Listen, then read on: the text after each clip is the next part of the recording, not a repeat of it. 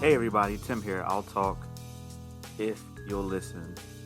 Episode 62, 6 Deuce. And it's good to be back. It's good to be back. My last guest, Brandon from Master Talk. I hope you guys got a chance to listen to that interview. It was a special one. One of the things that he said, one of the talking points he said is, who suffers when you don't do what you need to do? Who suffers? And for me, that's one, myself, and two, my audience. But it's good to be back. It's good to be back. So last week, Sunday, I sat in my office. So let me tell y'all how I tried to make something a little bit more positive. So I sat in the office, and let me just break down my normal routine, my ritual, my podcast ritual.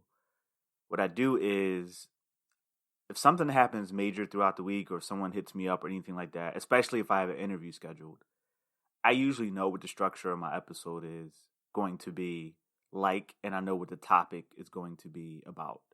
But sometimes I don't. And sometimes I'm blessed enough where something will happen at the right time, and I'm like, oh, perfect, I can talk about this. And something that happens, something's going on Twitter or Instagram or social media, the news, whatever the case may be. And there was a lot going on, but it was stuff that we already talked about, stuff we already discussed, stuff that I shared my opinion on already, stuff that happened at the Capitol, and, Trump supporters, Biden supporters, politics, Democrats, Republicans, left, right, yada, yada, yada, right? I'm like, I can't stretch this out for 60 minutes, not even 45. And I felt real bummy because I'm like, I don't know what to talk about. I don't know what to talk about. I didn't have a topic. Sometimes I forget that the biggest reason you all listen is because you just want to hear what's on my mind, hear me talking about certain things. And I kind of got in my head a little bit. And I'm like, hey, there's nothing really going on to talk about. And I just wasn't feeling it. So I started to stop. Well, I didn't record, and that's obvious. But I started to stop, close the laptop and say, I'm just going to play the game, play some Xbox, play some PlayStation until I'm tired, and go from there. But I said, you know what? I want to be somewhat productive. And I joined this program. I talked about it before, that allows you to connect with guests, potential guests, and other podcasters.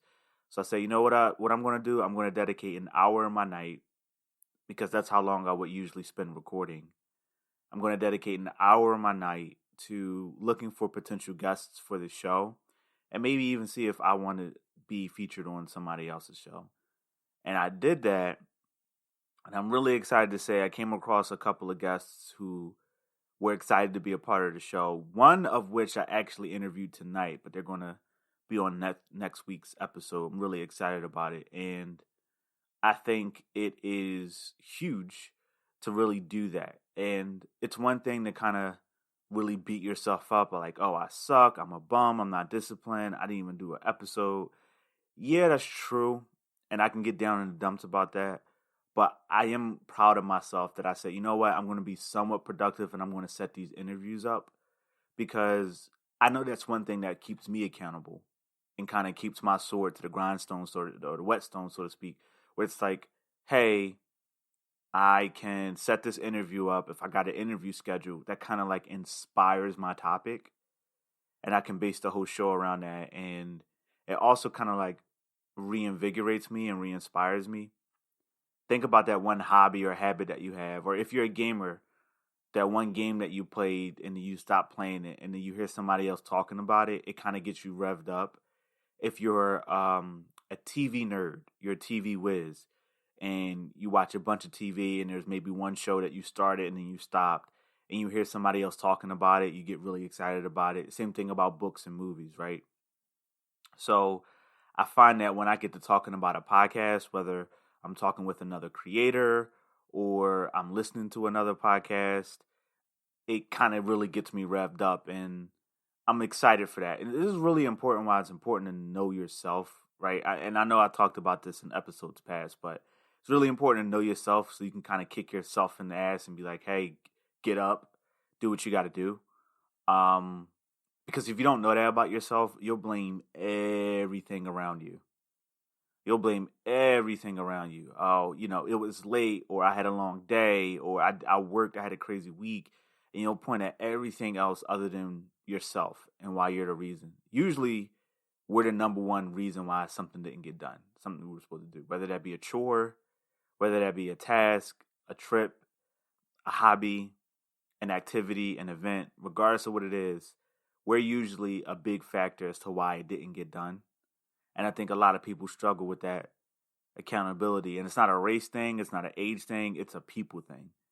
Whether you're 90 or you're 9, sometimes certain people have a ton of trouble saying it was me, that was my bad, or I'm the reason this didn't get done. And I don't know how often you all do that for yourself, but I know I do that a fair amount for myself, where I think, sometimes it does not work out in my favor, where maybe somebody who should take the blame, or maybe somebody who should receive constructive criticism or constructive feedback, they should get that. A lot of the times I take a step back and look at myself and go, you know what? It was me. And on one end, I think that's a little bit better than pointing at everybody else and not taking accountability for some of the things that you should. But it can be bad too. It can be the opposite of an ideal situation where some people who need to know about themselves don't, because you're so busy taking on the blame on your own. So, a little pro and con. But I wanted to take a unique approach for this episode because I'm going to do a lot of venting, which I realize I don't really do too much on the show. And if you are a fan of the show, you know that I look at you all as my second family. And I'm very open and honest with you all. And I think a lot of the times I don't vent out of fear of the shoe fitting for some of the listeners, where I could be venting about someone who listens to the show. And that's the one downside I'd say. There's a pro and con, and I talked about this before, about being small and about being big when it comes to a podcast. If you're huge, like a Joe Rogan or, The Read or whatever other podcast you listen to, and there's a good following, there are many people who listen who don't know you. They have access to you via social media, via other interviews, via other podcasts, things like that. Especially if you're a TV personality or celebrity or music artist, comedian. People have other methods to access you. The accessibility is higher, but they don't know you personally. So they can get behind a mic and say, oh my goodness, this one person wrote in, or my friend the other day. And what I find is a lot of the people who listen to these celebrities, they don't really listen to the show of that celebrity or of that person. I remember watching something. I want to say it was The Tonight Show, or it could have been something. But it was an interview with a person who hosted a show, but it was outside of the show. It was like on a Comedians in Cars Getting Coffee type of deal, where it was like an interview on someone else's show. And I remember this person saying, like, they don't watch their own show and their family and friends don't watch their own show. And I remember watching a clip from the Craig Ferguson show from back in the day. And there was one person who said, oh, my mother loves you, talking to Craig Ferguson. And she was watching all of the time. And then there was another person like, no, my kids or my family or my wife or my husband, they don't watch me when I go on talk shows. They could care less. So you kind of have this benefit of I can get on and talk about this person or that person or this person, and they'll never hear it. It's not a huge deal, right? But, of course, the downside is you lose that intimate connection from the person that you know, because that person, I can't tell you how many times I've called my friends and they're like, oh man, this is really weird. I was just listening to you like on Spotify, or I was just listening to you on iHeartRadio or on YouTube or whatever. And now you're calling me and I'm talking to you on the phone, or you came over and now you're hanging out. It's kind of weird for them. Of course, big names, they don't have to worry about that necessarily. But the flip side to that is if a friend of mine gets on my nerves, or if a coworker or something like that, if I have a unique situation at work and it gets on my nerves, my audience are the people who know me, typically speaking, unless of course they're just not interested in the show. My audience primarily are or is the people who know me. So it can be really difficult to kind of like get behind the mic and vent a little bit. But you know what? I think my friendship and my relationships with my friends can survive a little bit of venting. Odds are this isn't the first time they're hearing about it. And if somebody hears me venting and they go like, "Oh, he's talking about me," our friendship should be at the point where you can just call me and like, "Yo, who's you talking about? You talking about da da da da?" And if somebody catch feelings about it and they don't like it and they never talk to me again, and as far as I'm concerned, that friendship really didn't have a leg to stand on. If that's all it took. Now, this is purely venting. Everybody needs to vent, right? But this isn't necessarily a situation where, I'm throwing somebody under the bus, I'm dogging somebody, I'm going to say, "Oh, Bobby Joe, man, Bobby Joe never washes. Bobby Joe was always late to work. Bobby Joe this, Bobby Joe that." Raheem always is calling me. I don't feel like answering his calls. It's nothing like that. Nothing of that nature. I assure you. But I find that venting is really helpful. It's like this release. And I view this podcast as an avenue to do that, in the same regard as I would vent to my girlfriend, or I would vent to a trusted coworker, or I would vent to a close friend or family member. I kind of put the podcast in that same category. So I'm really excited to explore this new forum because I think I've done it in the past to a degree, but I don't think I've been as explicit about it. But before I get into the venting, I wanted to talk about something that I thought was really cool and really impactful. So I think everybody celebrates or enjoys or experiences holidays or events or calendar events in different ways. That is also specific to Black History Month. There are a lot of people who celebrate Black History Month or enjoy Black History Month, experience Black History Month in a myriad of ways. Me personally, I like to educate myself, and I may not always be vocal about it. And I think it's because I'm a little self-conscious. I don't want to be that one guy who is quiet 11 months out of the year, and now for 28 days or 29 days, I'm getting on my platform saying, "Hey, did you know about Harriet Tubman?" And, all these different things. And it's kind of like Rosa Parks or Dr. Martin Luther King, Malcolm X, and all these people who are known, or try to be that person who goes against the grain and try to bring attention to somebody who isn't known. Because in my mind, it doesn't necessarily feel sincere. Because in my mind, I'm like, why didn't I do this in June? Why didn't I do this in September? Why did I wait till February? So what I try to do is educate myself behind the scenes. And I'll try to do something in a way that I think is Tim's way of appreciating Black History Month. So whether that's me educating myself on a particular place in history, whether that's educating myself on a particular event in history, or sometimes it could just be appreciating a Black man or a Black woman. So earlier in the episode, I talked about how excited I get when I hear other creators, and obviously, when I hear like a Bill Burr or a Joe Rogan, I get really excited because Bill Burr I listen to faithfully. So every Monday and Thursday, I'm listening to him. But Joe Rogan, I'm really selective because I like his topics, but at the same time, I can't always enjoy every guest, especially if the content isn't relatable to me. So I kind of treat Joe Rogan the same way I treat my music, where I'll find stuff that I can relate to and then I'll rock out to it. So what I decided to do was, you know what? All of my Joe Rogan episodes that I listen to this month are going to be with Black guests. And I decided, like, hey, that's Tim's way. That's not something I got to get on the mountaintops and shout about. And that's also gives me some talking material for the podcast and my other personal relationships. And it's a way I can kind of like support. And yeah, Joe Rogan's getting the support too, and whatever case may be. But in my way, it's like me learning about this black person. And in my way, that's how I think I can best experience Black History Month is understand the journey and perspective and life experience from another black person, even if it's just like knowing them a little bit more. And I decided to pull up the Mike Tyson episode with Joe Rogan, and I am so glad that I did.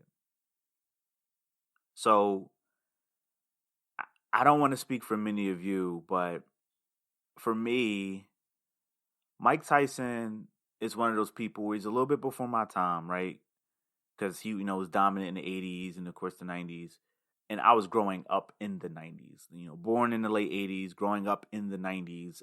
You can honestly say that I'm really a 2000s kid because I really didn't come into my own into the 2000s where I had like an awareness of the food I liked, the women that I liked, the friends that I wanted to have, what I thought I wanted to do for a career, the music that I like, things of that nature, right? In the late 80s and 90s, that stuff didn't cross my mind. At that point, I'm trying to figure out this Lego set or, trying to crash the X-Wing into the Batwing on my toys or watching Saturday morning cartoons, whatever the case may be. So there are a lot of big names, people who were larger than life and who meant so much for so many different people that I didn't get a chance to experience. I kind of missed that boat. I missed that wave. And Mike Tyson was one of them. So I really wanted to take the opportunity to get to know Mike. Who was he then? What was he like now? And I think the best way you can do that to get to know somebody is watch a documentary that they're featured in, but more specifically, listen to them like on a podcast. Because if you watch them on like a talk show, it's like, their publicist is involved or, their PR guy or girl, their agent, it's scripted to a degree. The questions are predetermined. Podcasts are like real laid back and not as structured and people are just talking, especially if they know each other and they like each other and it's not just like a PR thing. Like, oh, I'm promoting this thing, so I got to go on this show type of thing. But you can tell that the people are genuinely enjoying each other's conversation and each other's company. So I checked him out on the Joe Rogan podcast, and it was so dope. It was so dope. It was so cool, for so many reasons. And it kind of got to the point where I was like maybe 20 minutes into the episode, I was like, I got to get my notepad and start writing these thoughts down because I really wanted to tell you all. So I'm going to try not to spend too much time on this because there are other topics I want to get to. But it's just, this was so cool to me. So the biggest takeaway that I got from the interview was how much Mike Tyson meant to so many people. So many people looked at Mike as this guy that was larger than life. Mike wasn't just a person. He was an idea. He was a persona. And so many people flocked to that. And Mike actually doesn't like that person. Mike spoke at length how much he wanted to forget about the younger version of him and how much he didn't like it and he doesn't want his kids to know that part of him. He doesn't even bring it up and how he didn't really like that stuff. And even kind of got to a point where I started to cringe because Joe kept bringing it up a little bit. And Mike did a good job of making it clear that he didn't want to have anything to do with that younger version of himself, even to the point where he doesn't even like really work out or... Now, obviously, this interview was done before he decided to have his fight last year, but, at the time of the interview, he didn't want to work out. He didn't even want to hit the heavy bag, any of that, because he didn't like who he was. But so that's one aspect. I thought it was so cool that Joe could idolize that version of Mike, and that version of Mike could inspire Joe and motivate Joe to get him to all of the things that he's done in his career. And the person who lived through that is like, I hated that person. So that just goes to show you how important perspective can be. But what Joe pointed out several times, and even what Mike pointed out several times, that I really appreciated because I do this for myself, is how self-reflective Mike Tyson was. Like, he just was really like, he's like, sometimes I'll listen to my old interviews and I used to think, like, who was this guy? Like, this guy was crazy. And it's just so crazy to me how Mike Tyson, the level of success that he had, millions of dollars, women, cars, drugs, traveling all over the world, literally had tigers, like, all types of stuff, house of his dreams, fame, fortune, all these different things at a young age, at 19 years old, at 20 years old, going in and out of rehab, going, substance abuse, all these different things, to survive that and then look back and be able to take a learning lesson out of that is huge. How many of us who had an opportunity to go through what Mike went through would be as self-reflective? How many of us would just be living in the past? How many of us would maybe not even be alive today because we want to capture that high moment again, that our prime of when we were 20, when we were 20, when we were 25, when we were 30. We want that prime, that high of life feeling again. So we're just destroying our bodies with so many different things. And it reminds me of when I had Jay on about the drugs, talking about drugs. That's a dope episode. You got to go and listen to it again.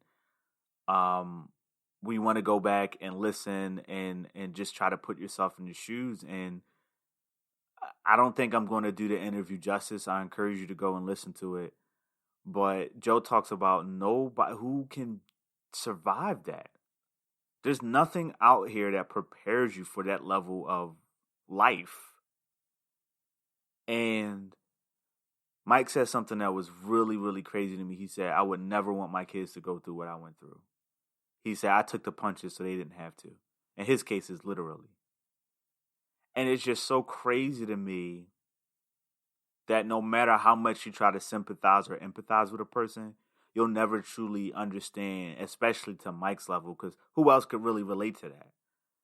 Maybe the rock stars in the world, like the Michael Jacksons, the Princes, the Madonnas, the people who've been really, really huge, a lot of the rock and roll stars, Beatles and all that other stuff, Jay-Z, all these different people, Drake even, you can put him into that category, where they go through these things that you can never, and it's so funny because there's one part in the interview, they talk about Justin Bieber, and they talk about some of the area. Now, this is an older interview, so I'm not quite sure what they were referencing, but they talked about a period in time where he was going crazy. Now, I don't follow Justin Bieber. I don't know enough about him to know when that happened or why that happened. But they made a really good point in going, like, these are kids. Mike Tyson was a kid. He's 18, 19 years old. Justin Bieber was a kid with all his fame and fortune. Think about that. Like, think about right now, if you're in your 30s or 40s listening right now, and if I'm touching anybody in their 50s or 60s, that's awesome. But think about, like, right now what your life would be like if you were given a ton of fame, a ton of fortune. You can go anywhere you want at the drop of a dime on someone else's dime. You don't even have to spend your own money. You could at any point in time go into any club and it sells out. And they're giving you money to spend and throw at strippers, and you can go on stage and you got people throwing their underwear at you, and you doing all these things. Like, imagine how you would be now at 60, 50, 40, 30 years old. Now, imagine a 14-year-old doing that, going through that. Or a 16-year-old going through that, or a 19-year-old going through that. Hell, a 23-year-old going through that. And it's just so crazy to me, like, that's not, your mind is literally not built for that. And outside looking in, we can look at people like Justin Bieber or Mike Tyson or whomever and go, oh, poor them. They got to deal with fame and fortune. But think about the things you deal with on your daily life now. You're just a normal person. It's just crazy to me that, like, no matter what, normal people like you and me would never, because we look at people like, because they have money, because they have fame, because they have the things that we don't have, they're somehow not people anymore. And they somehow don't deal with depression. They somehow don't deal with anger. They somehow don't deal with stress and anxiety and paranoia and drug abuse and all these different things. And if they do, it's like, oh, well, you're a celebrity. It's like we just like look at them as like they're not human anymore. And they kind of like get dehumanized. And if they do kind of like express their emotional side at that of turmoil, we dismiss it. And we're like, oh, boo hoo, go buy yourself a Lamborghini and cry in it. Like, it's so crazy that we are like that. I think that's just wild to me. So the interview was dope. I think you should go and listen to it. And that's Joe Rogan is great anyway, but I think you should go listen to it. You can at least find a few clips on YouTube. If you have Spotify, he's on Spotify, but I'm sure you can go find a few clips on YouTube. But it's just great. It's just great. And the cool thing about what I like that Spotify did when they acquired the exclusivity deal with Joe Rogan's podcast, they have all the video on there too. So I get to watch like Mike Tyson's body language and Joe Rogan's body language and all that nonverbal communication, which is so dope. And just to feel the energy of the interview, honestly, it's one of the best interviews I ever listened to. And I'm so glad I know more now. And I'm so glad I feel more connected to a black man, like another black man. And that's how I experience Black History Month. So it's just so dope. There's a few more things I want to talk about too about the interview, but I'm going to take a step back. I'm going to go pay some bills, and I'm going to be right back right after this. Hey gang, I'm back. So the two other areas that I wanted to bring up pertaining to this interview with Mike Tyson is how he was able to take a look back and say there were so many people around him that would say, yeah, they were yes men and yes women. When Mike was out of pocket and he didn't check himself, nobody else did it. Whether it be out of fear, because Mike Tyson was literally crazy. He was insane. He said it several times in his interview with Joe Rogan, but obviously I don't blame somebody being scared to say anything to Mike. He might literally eat you. He was out of control, and he had a bunch of people around him that didn't check him, and he wasn't going to check himself. And that brought a new level of accountability to me, and I'm going to tie that into another topic in a bit. But the last area I wanted to focus on is how sincere Mike was about not wanting that life for his children. Who he said, that would be crazy. That would be horrible having to wake up every day to please people. Having to wake up every day to go on social media and please people. To wake up every day to go in a boxing ring or an octagon or, a football field, whatever the case may be, to please people. And you feel like that's where your value lies in. And if you don't perform in that particular area, you're worthless. You're nobody. He said he would not want his kids to do that. He wants his kids to wake up every day already feeling value, saying, my parents love me, my family loves me, my friends love me, I'm breathing, and I'm satisfied with that. And that really hit me hard because I think, and now this obviously this is me speaking from a place without any kids, but it just makes me think about how many parents grind so hard for their children, but more especially the people who are like, what? That's why these celebrities don't want their kids in the spotlight initially, and they kind of want that privacy because people are effing crazy. And to set that expectation of you got to look 100% every day, day in and day out, for a 6-year-old, for an 8-year-old, for a 9-year-old, you're not even a teenager yet. Your brain hasn't even fully developed yet. And you're getting addicted to attention. It's just next level. And I never really thought about it like that until I heard Mike and Joe talk about it. So this interview was very enlightening for me, and it just puts a different perspective. Even now, like that's you're never too old to learn. It just adds a different perspective for me. That I'm so excited to kind of like just really sit back and reflect on. There's a bunch of snow here, so if you guys hear like shovels and such in the background, I apologize. But a lot of snow fell up here. But I think we're done with it.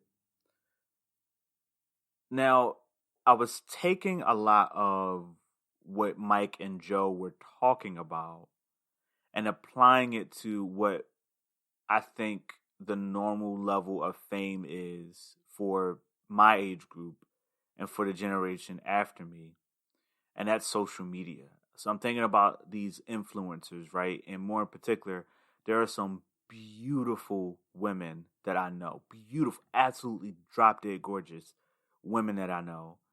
And they wake up and go on social media and they post these pictures of themselves, and you can kind of like see it, like they're posting to like, it's like they need it, like they need to feed off of that attention. I need people to like this. I need to post my videos on my stories and everything. And it's crazy to me that like we have a system in place that says you're valued off of how many likes you get. What's even crazier is kind of reminds me of Mike, and you don't really start to see it until you hear it from somebody else. So you take a look at Mike Tyson, right? And you look at how famous he was. So if you take the social media equivalent of that, you do the Kim Kardashians and the Beyoncés and whomever else, right? And you take a step back and you look and you go, just so many women, young women, teenagers even, kids even. Because, growing up, when I was growing up, all this stuff wasn't really around until we started getting older. So we got exposed to it by the time we were adults. And yeah, we were young adults, but we were still adults. Now, potentially a 9-year-old could have a cell phone with a Twitter account or with an Instagram account. And they're exposed to this much earlier than, we were. And of course, our parents and grandparents were. So you have this 9-year-old kid potentially, this 14-year-old girl potentially, this 19-year-old girl potentially, who are looking at the Kim Kardashians and all these social media influencers and all these girls on TikTok, and they look at that and they go, I'm supposed to be like that. Look at what this person has. This person has hundreds of thousands of likes, hundreds of thousands of views. They get free stuff on some occasions. They got men and women, depending on your sexual preference, throwing themselves at them. And I want that. I want that. I want to achieve that. I want to get that. So they look at it, and what do? You mimic it. You mimic it. You go, I want that. That's what beauty is. That's what beauty looks like. And they mimic it. And this is why, regardless of how you feel about Kamala Harris, regardless of you agree about her policies, her party affiliation, her philosophy, the one thing is it gives young black girls somebody to look up to and go, I can do that one day. And it's a positive influence. For my friend Jaleesa, it makes me so proud that she runs her business. She owns her own business.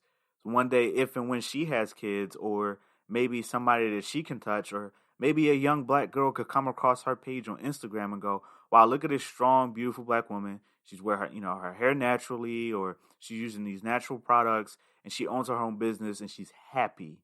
She's posting pictures smiling. Here's this woman who looks like me.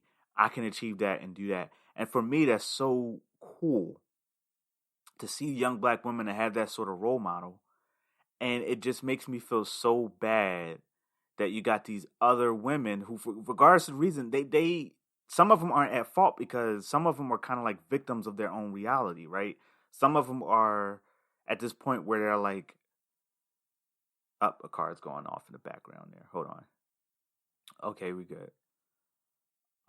They're a victim of their own circumstance, right? Where they're thriving. Their drug is social media. They're addicted to it. They're addicted to the likes.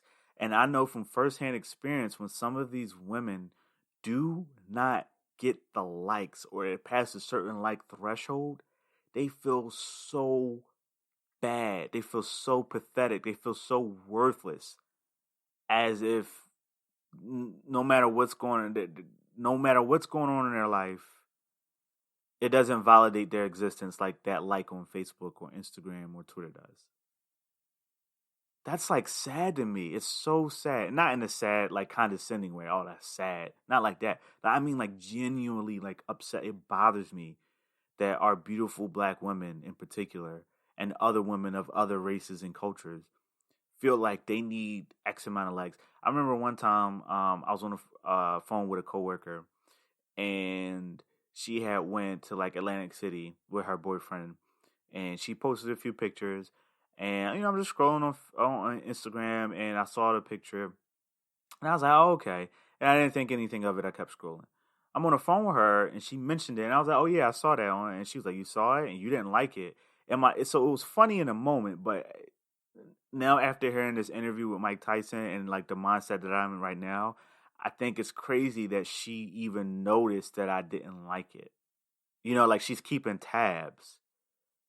And she even goes in and like adds and removes pictures. And it's just so crazy to me that it's like this is how she partially judges her value. And then I think about the men who are out here crazy doing, women all types of crazy ways and doing all types of drugs and just being really inconsiderate for their friends and their family and their loved ones. And they have nothing but a bunch of yes men and yes women around them who won't check them. And to hear Mike Tyson talk about accountability on how important it is to have people in your circle who are willing and ready to check you. Yo, you shouldn't have said that this way, or why'd you do that? Why'd you do it this way? And your friendship won't suffer because of that. I think that's huge. I did a poll on Twitter about why millennials struggle in the workplace, and I'm going to talk about that a little bit. But one of the answers was their attitude and work ethic. And it's astonishing to me that a lot of the people who answered was quick to point at other factors before. Because I think when you say, oh, it's their attitude and work ethic, that's a way of accountability, right? Where you're holding yourself accountable. Like, yeah, I don't have the work experience. Yeah, I don't have, a college degree. Yeah, I don't have, I'm not on the golf course with the boss the way this person is. So, yeah, all that's true, but I'm also in a crappy mood every time I go to work. I'm also talking to people with an attitude every time I go to work. And they somehow like justify that toxic behavior because of other factors. I even had one person said, oh, when you working for a capitalist organization, you're getting treated like crap, you do come to work with a crappy attitude. And yeah, you can justify the tit for tat type of thing. You punch me in the face, I'm going to punch you in the face. But at the end of the day, you can't necessarily control how you get treated, but you can control how you treat other people. And I just find it, going back to the topic, like these men, right, that have like all these men and women around them who are just saying, yeah, yeah, yeah, yeah, yeah. It kind of makes me think about that guy in a workplace who maybe doesn't have the best attitude or the best work ethic. They need to fix their punctuality. They need to fix their email etiquette. They need to fix their grind. And maybe they need to put a little bit more time in at work. They don't have that coworker or that friend or that family member on their back like, yo, bro, you got to do better. Yo, bro, like, would you hire you? They don't have that friend asking them that question. Hey, man, every time I call you at work, you can answer the phone. You're talking on the phone. Hey, every time I text you, you can respond. All these different things. Like, would you hire yourself? You say you don't get paid enough money. You say you want a better raise, or you're frustrated at how much raise you got. Would you give yourself that raise based on how you know your own personal work ethic is? We don't have enough people in our lives to tell us this type of stuff. So what happens is we get like entitled. We feel entitled to that raise. We feel entitled to, that promotion. We feel entitled to all these different amenities and luxuries, but we don't have anybody checking us saying like, yo, why do you feel entitled for that? Why do you think you deserve that? Right? And some cases are legitimate. Some cases are legitimate. We're like, well, look, here's my portfolio. Here's what I did, how I did it, why I did it, et cetera, et cetera, et cetera. This person didn't do that, and they're being considerate, and I'm not. Okay, like those scenarios are out there. Okay, not saying that they're not, but you got a lot of people who are late all the time. They don't want to come in early or stay late. Their email etiquette is horrible. They don't know how to talk to people. They half-ass their work, but they'll be the first people to, complain about how they don't get paid enough money. And they don't get paid what they deserve. Some cases, you're right. You should be paid less. So this interview was so impactful for me because I think it just makes me more aware. It just gives me a heightened level of awareness when it comes to certain things. And I remember Mike Tyson saying, like, I would not want to live like that where I have to wake up every day and be validated by other people's opinion of me. That was just so like, wow, to hear Mike Tyson say it. And this is not a shot at any of my friends or peers, but if I'm in an I'm in an Uber and the driver, some dude or some woman is saying the same thing, or one of my lodge brothers is saying the same thing, or one of my friends or peers is saying the same thing, it won't hit to the same levels like Mike Tyson saying it, who lived a life that a lot of people wish they could live. To hear him say that was just next level to me. So find an interview with somebody that just hopefully they can be really self-reflective. And trust me, if you're really listening to the interview and really absorbing the content of it, it'll hit you. It'll hit you next level. So before I vent, y'all, I'm gonna take one more break. I'm gonna pay more bills, and then I will be right back. Hey gang, I'm back. So the last thing I'll say about this Tyson interview is there was a part where he was talking about a movie and how he was uncertain on how it'll be received. And Joe was saying a lot of people need to hear Mike's story because there are a lot of people who are going crazy right now and living a horrible life, that hearing Mike, somebody who was larger than life, get on stage or get behind the camera and say certain things could really bring them back down to earth. And this is why it's so important to be in our kids' lives and to put them around really good mentors, because there are a lot of kids who won't listen to the teacher, who won't listen to the parent potentially, who won't listen to the uncle or the family friend or the god brother, and et cetera, but maybe a prominent figure like an athlete or an artist or, a rapper, a singer, a musician, a scientist, a doctor, a lawyer, something that they aspire to be. It might take for that person to get and say, hey, so I encourage you, if you don't have the accessibility for any of these types of people to talk to your kids, or I would look up some community events. Of course, now it's a little bit more difficult. In some areas, it's actually a little bit easier because everything's virtual. But look up some events where maybe like the local doctor or lawyer or whomever is talking at some event. Pay the money. You pay the money for your kids to go to Six Flags. And yeah, that's a memory they'll never forget, and that's bonding with your kids. But, pay the money for them to go to a seminar and hear a black doctor, a black lawyer, a black astrophysicist, a black entrepreneur, a black author talk. And maybe something that person would say would sit with them differently than hearing you say it. Fellas, how many of you dress some, you look nice, and your girl, your wife, or your mom, or your sister, or a really good female friend says, "Oh, you look nice." In your mind, you think, "Oh, you just saying that because you have to," or you're just saying that because you're biased, right? But then a complete stranger that you never. I one time at work had somebody that I would see all the time, but we never talk. Our jobs don't interact with each other, and she straight up said to me, "You know what? You dress really nice." That made my day. that made my day because it was coming from somebody different, and not necessarily like I looked up to her. But that's my point. Like it coming from somebody different, especially if the child respects that person or respects the position that that person has, it will sit different. So I encourage you all to think about that. Whether it's a documentary, sit down and watch a documentary with them. Whether it's a seminar where you can take them to hear somebody speak, or whether it's a situation where you know somebody personally, maybe you know an intern on the Sixers or the Eagles or your local team, and you can get somebody to speak to your kids or your kids' school or something like that.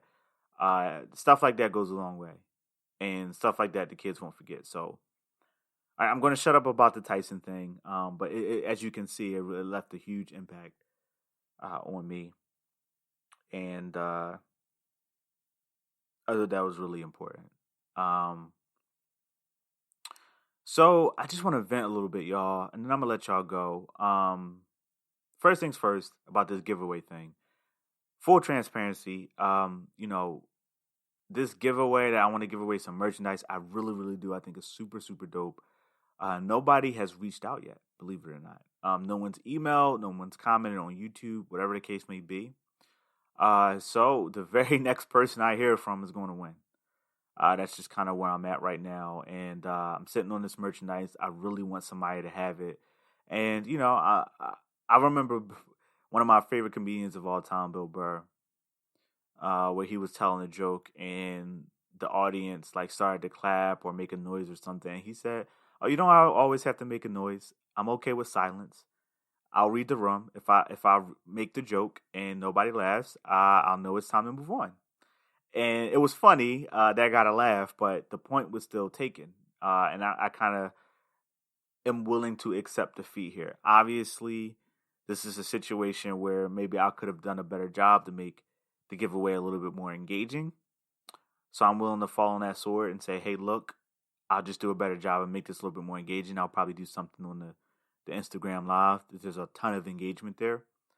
But the next person who hits me up and comments on the show, they'll get some really cool merchandise, and then I'll hit the drawing board to see what I can do for the next giveaway. And I'm not beat up about it. I'm not too beat up about it. I think it's a great learning experience. I think what I don't want to do is be like, oh, it's them. Like, why ain't nobody hit me up? And you coming from this place of ignorance. It's like you're not willing to like self-reflect and going like, hey, how could I have made this better? How could I have presented this in a better way? So I'm definitely hitting the drawing board, and I think I'm gonna come back better from this. But work has been kicking my tail in some areas, and it's been really, really difficult working with certain personalities because you work with a bunch of people who have different standards of how they should be at work. And there are some people who their work ethic is unreasonably specific. Like, in my opinion, sometimes standards are unreasonably high. And then in some other areas, other people's standards aren't high enough. And it's really difficult to like want to vent about stuff when you don't have somebody who works with you that you trust, that you can vent to, because one, they could be the person that you're venting about another day, and two, you know how, especially in the office environment, you definitely don't want to get into the politics of the situation where you vent to somebody and then next thing you know, all your business is out on Front Street. But I do encourage all of us to find somebody that is of like-mindedness when it comes to work, and you can kind of like vent to them. Maybe they work in a different environment. Good friend of mine called me over the weekend and vented about work, and because we kind of have the same drive at work, the same work ethic, the same mentality, I was able to kind of like relate to him, and we ended the phone call. He's very appreciative that he called me up with those issues because, one, he just needed to vent, get it off his chest. And venting to me is a little bit different from like venting from somebody to somebody else who maybe don't quite understand the mindset of the culture of where he's coming from. So it was really nice to kind of say, hey, it's kind of like if you work retail, you have another friend who works retail. You can call them up and kind of vent to them because they all understand. They understand enough of it for you to be able to vent to them, but not too much to where they can go back to the person and now you got all this drama. So work has been kicking my butt, not necessarily because of the workload, but it's just the personalities that I've been working with and interacting with can be really draining, especially when you have people who are stuck in their ways and they're really, really stubborn. And, it's everybody else's fault or everybody else didn't miss the mark, but they had nothing to do with it. It could be really, really draining. And not just at work, but anywhere. On a football field, if you play football, on a basketball court, on a tennis court, wherever else, wherever you're interacting with people who are on your team, and it's everybody else's fault but theirs, or they don't want to accept accountability. It can be really, really, really draining. Even if it doesn't impact your work ethic, it can still wear on you, on your soul, like the fibers of your being. And it's just so hard. People don't want to adapt to change or evolve. They're stuck in their ways. And the worst thing is when somebody is really difficult to have tough conversations with. I find it the best remedy to that is just to be honest with them. Usually people like that, they create this culture where people are like afraid to have a conversation with them because they're so intimidating. But like I was listening to Bill Burr and he made a really good comment. And he said, if somebody reacts that way every time you have a discussion with them, they'll never grow as a person. They'll never ever grow as a person.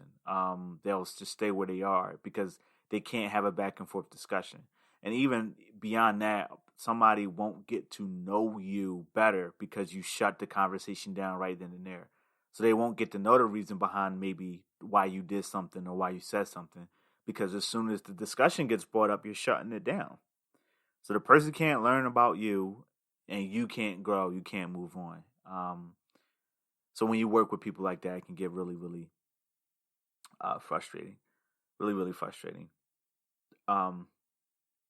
Okay, so before I let you all go, let me read this Twitter poll for y'all. Shout out to everybody who participated in the poll. You all are so dope. Super, super dope. Okay, here, let's pull this up. I got the Twitter opened up here. Let's go. Where am I going? I'm going to my profile. No. Here we go. Oh no. How do I get? I'm using the desktop version. I'm not using. Oh, here we go. This is okay. I figured it out. Okay. Okie dokie, artichoke. All right. So I ran this poll on Twitter.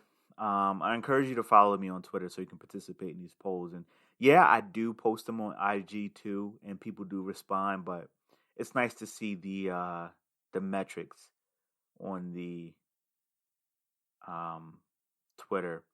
So here you go. The question was, in your opinion, what's the biggest roadblock for millennials in the workplace from the below options? First option was attitude and effort. Second option was current skill set. Third option was experience level. And the fourth option was other. And I'm not really going to go over the other because it was really just only one person really said what the other was. But the current skill set got 0%. Next up was attitude and effort, which I really did find a shame. Obviously, I'm looking for people's genuine, honest feedback. I don't want anybody to answer the way I want them to answer. But it was really insightful that nobody would blame attitude. Because like I said earlier in the show, when you say attitude and effort in a way that's like you blaming yourself, and no one wants to blame themselves. No one ever wants to take accountability at their own attitude and effort. It's always somebody else's fault that they act the way that they do. Oh, I did this because they said that. I did this because she did this. I did this because he didn't give me that. So it's not my fault. I take no accountability or responsibility over my attitude and effort because I'm only this way because somebody else did something. Which is crazy because what people don't realize when you say stuff like that, you're saying you're not in control of your own attitude. You're saying you're not in control of your own effort. I think attitude, preparation, and effort are the three things that we are absolutely in control of. No one can control your attitude but you. No one can control your preparation but you. No one can control your effort but you. But it's so funny how we just give the authority over those areas to other people and we blame other people for that. And it's just so funny to see attitude and effort. Only 14.3% of the people who voted said attitude and effort was the reason. Rounding out second place was other at 28.6%. And actually, I think I will go into the other. I don't think too many people actually necessarily. So this one person says for the other, I'm going to say workplace environment, which is actually a really good answer.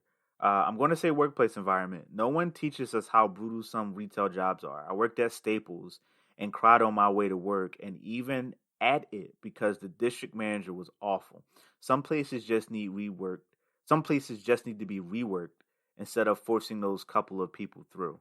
I agree, and that's really cool. I don't know how I missed this comment initially, but that's dope.